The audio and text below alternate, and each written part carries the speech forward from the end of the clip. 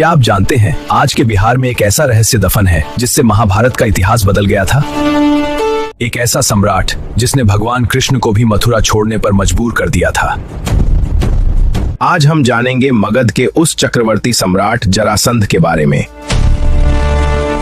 जरासंध जिसका जन्म एक अभूतपूर्व रहस्य से भरा था, जिसका जिक्र वैदिक काल में भी मिलता है।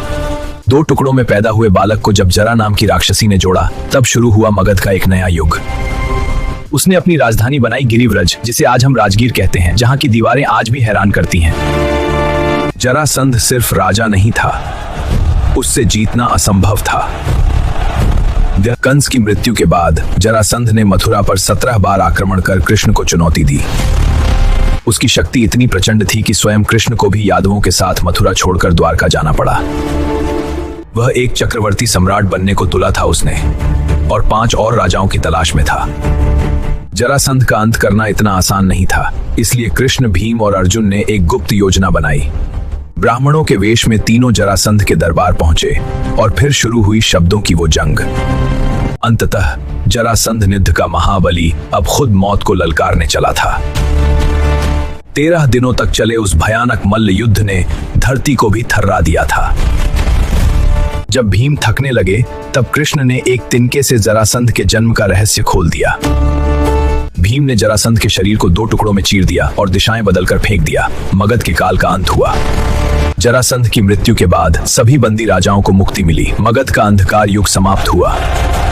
जज, इस यात्रा को आगे बढ़ाइए। इतिहास को महसूस करने के लिए सब्सक्राइब करें। मैं हूं बिहार। यह कहानी साधारण नहीं है, यह बिहार की कहानी है, लेकिन बहुत प्राचीन बिहार की। वैदिक काल में इसकी पहचान अलग थी। मगध, अंग, विदेह, ये राज्य नहीं, ज्ञान केंद्र थे। यहीं गुरुकुल पनपे। शिक्षा जीवन से जुड़ी थी, धन से नहीं, धर्म से। यही वैदिक परंपरा थी। गुरु ही जीवन पथ दिखाता था, शिष्य सेवा से सीखता था। ज्ञान मौखिक था, याददाश्त ही पुस्तक थी। वेद यहीं गूंजे, यज्ञ शिक्षा का केंद्र थे। यहीं दर्शन जन्मा, तर्क सिखाया गया। राजा भी शिष्य थे। जनक इसका उदाहरण है। शिक्षा सबके लिए थी, स्त्रियां भी विदुषी थीं।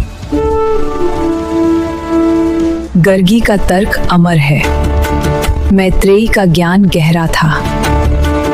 यह सच कम बताया गया, इतिहास चयनित लिखा गया। बिहार पीछे छूट गया, पर जड़ें गहरी थीं।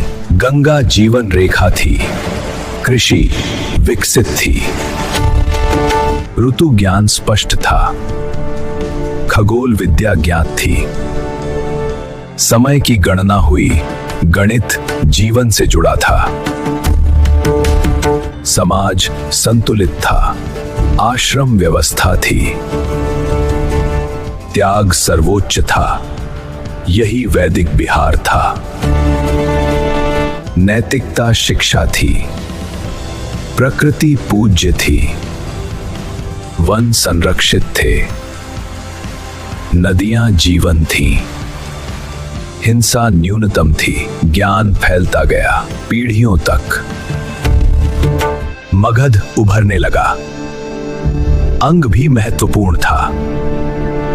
विदेह ज्ञान केंद्र था। वैदिक से महाजनपद।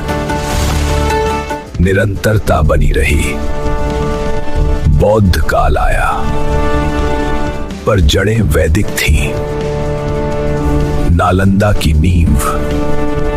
बिहार विश्व केंद्र बना। फिर पतन आया। इतिहास बदल गया। पहचान धुंधली हुई, पर मिट्टी नहीं भूली, स्मृति बची रही। लोक में ज्ञान, भाषा में दर्शन, पर्वों में अर्थ, संस्कृति जीवित रही। बिहार सहता रहा, पर टूटा नहीं। चेतना बनी रही।